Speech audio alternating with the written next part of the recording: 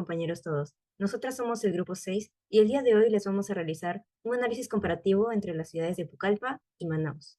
Las actividades económicas secundarias son aquellas que convierten los recursos en productos, mientras que las terciarias son los servicios que se ofrecen para satisfacer a la población. Con ello, estos son importantes para el desarrollo y la organización del territorio. Ahora pasaremos a hablar de las industrias extractivas. Por el lado de Pucallpa, en Pucallpa, uno de los puntos más críticos en la extracción de los recursos naturales en la Amazonía peruana es el recurso forestal. Según estudios realizados, entre el año 2007 y 2012 se otorgaron 61 permisos forestales en Pucallpa, con una superficie total de 15.117 habitantes, afectando así la biodiversidad de la zona. Por el lado de Manaus, la extracción de plantas es una de las principales fuentes de ingreso para los agricultores familiares. De aquí provienen productos como el acai, el caucho y las castañas. Continuando con la artesanía shipibo-conibo, especialmente la cerámica y los textiles, es un legado cultural que representa la conexión espiritual con la naturaleza. Entre sus principales productos se incluyen la cerámica decorada, textiles, bordados y tallado en madera. Por el lado de Manaos, la artesanía de Manaos es una expresión de la biodiversidad amazónica, donde cada pieza cuenta una historia vinculada a las tradiciones de los pueblos ribereños e indígenas. Entre sus principales productos tenemos la cestería, el arte con plumas y tallado en madera. Continuando con las ferias artesanales, en Pucallpa tenemos la feria Ucayali Región Artesanal y en Manaos la Feira da Banana. Continuando con el turismo, Pucallpa capitaliza el paisaje ribereño, con el Parque Natural, que tiene alrededor de 28 hectáreas con más de 40 especies de fauna amazónica, y también la Plaza del Reloj, que es un mirador emblemático sobre el Ucayali. Por el lado de Manaos, el imán es cultural. Tenemos al Teatro Amazonas y el Encuentro de Dos Aguas, donde el Río Negro y el Salimoes fluyen sin mezclarse, coronados por la playa de Ponta Negra. Continuando con el comercio, en Pucallpa, los agroemprendedores transforman cacao y frutas en valor agregado, mientras la industria maderera impulsa talleres para exportar tableros y vigas. En el caso de Manaos, este se nutre de su zona franja, más de 600 industrias, como Samsung, Honda y Philips, y 100.000 empleos que hacen del puerto fluvial el gran nodo logístico del norte brasileiro. En cuanto a las ventajas y desventajas, Pucallpa goza de recursos y mercado agrícola, pero tropieza con infraestructura limitada y riesgo de ilegalidad forestal. Manaos se beneficia de incentivos fiscales e innovación, pero depende de subsidios y es vulnerable a sequías que paralizan el río. En cuanto a la inteligencia artificial, ambas ciudades ya incorporan la IA. Pucallpa usa visión por computador para clasificar troncos y personalizar servicios turísticos. Manaos aplica robótica y analítica predictiva para cadenas electrónicas y financieras.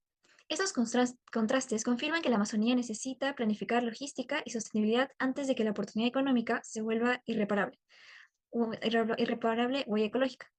Es por eso que ahora, ¿cómo estos productos que provienen de las actividades económicas llegan a nuestra mesa?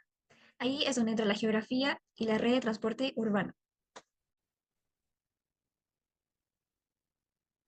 Siguiendo con los modos de transporte, por ambos lados, tanto de Pucallpa como Manaos, tenemos el transporte fluvial en Pucallpa, que conecta Iquitos y Leticia por el río Ucayali. Y por Manaus se conecta el interior de la ciudad con los puertos internacionales.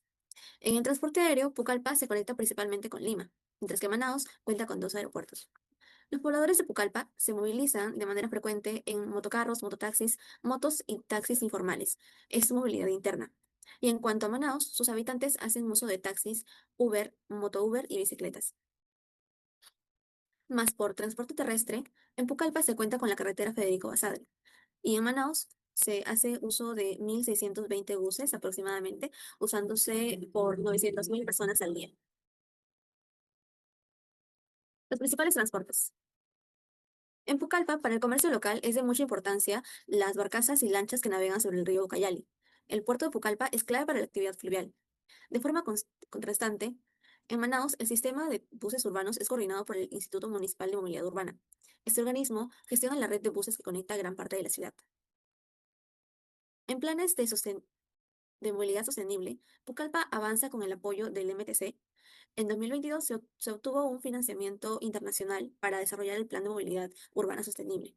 Manaus, en este aspecto, impulsa una movilidad sostenible mediante el uso de tecnologías como el software de inteligencia artificial de Optibus, implementado en el 2024.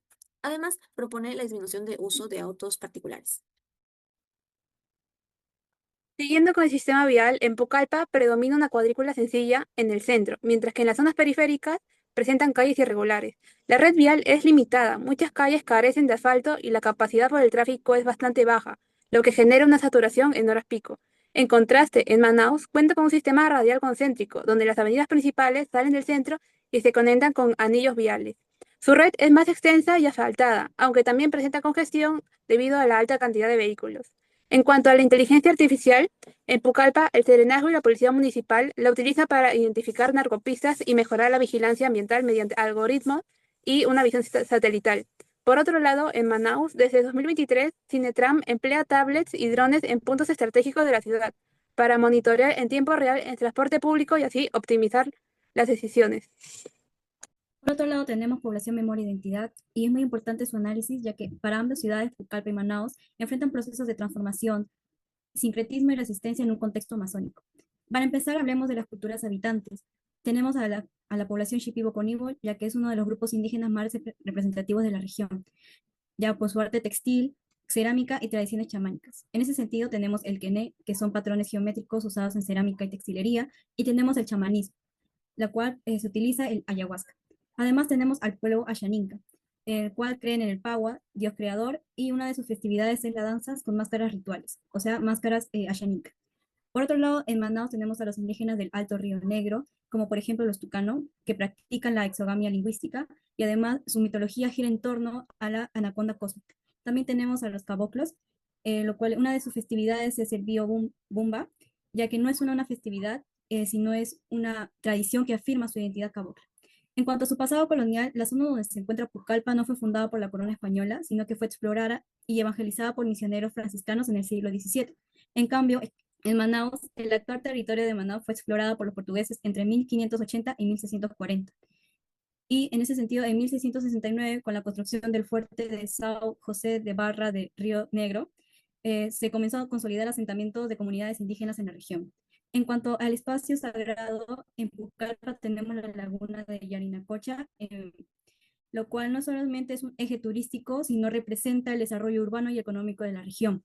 En cambio, en Manaus tenemos a la confluencia del río Negro y el río Solimões, el cual forma parte de una esencia de la identidad de las comunidades que están cerca de ahí, ya que aparece en la iconografía local, el arte y la música.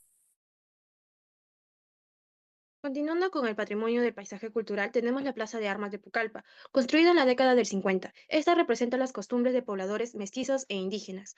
Allí se encuentra el homenaje al coronel Pedro Portillo, promotor del progreso de Amazonas. Mientras que en Manaus encontramos el Teatro de Amazonas, inaugurado en 1896. Fue diseñado por el Estudio de Portugués de Ingeniería y Arquitectura de Lisboa. En la actualidad es considerado el Patrimonio Cultural Arquitectónico de Amazonas. Continuando con el sincretismo territorial, esta es la hibridación o amalgamación de dos o más tradiciones culturales. En Pucallpa se ve la fusión activa de culturas, especialmente de la comunidad indígena Shipibo-Conibo, con el entorno urbano. Refleja una consistencia de diversas realidades culturales y territoriales. Mientras que en Manaus, esta coexistencia de tradiciones enriquece la identidad territorial. Continuando con la memoria contemporánea, Manaus enfrenta desafíos de deforestación y contaminación, pero su arte textil se ha convertido en símbolo de pertenencia cultural y económica. Mientras que en Manaus, los Tucano, un grupo étnico de indígenas, demandan educación bilingüe en sus comunidades para resistir la asimilación cultural. En cuanto al FODA, podemos resaltar una de sus debilidades, que es la pérdida progresiva de lenguas originarias en nuevas generaciones. Y a partir de esta debilidad nace la estrategia DO, que es fomentar centros culturales descentralizados en barrios y comunidades para reforzar la identidad local. Como conclusión, cada calle, cada ruta es una oportunidad para que la arquitectura conecte a las personas. Entender cómo se mueve una ciudad es esencial para diseñar espacios que realmente funcionen y mejoren la vida cotidiana. Nuestra meta como futuros arquitectos es construir ciudades más humanas, eficientes y pensadas para todos. Y para lograrlo, primero hay que entender el territorio que se habita con toda su complejidad, su historia y su voz. Este curso no solo nos enseñó teoría, sino nos enseñó a leer el territorio como una historia viva. Nos mostró que detrás de cada relieve y cada límite hay una identidad y posibilidad. Como arquitectos, no podemos diseñar sin entender el suelo, que habitamos ni ignorar a quienes lo habitan, sino que la geografía territorial nos dio una verdad clara, que es construir sin conciencia es destruir sin darnos cuenta.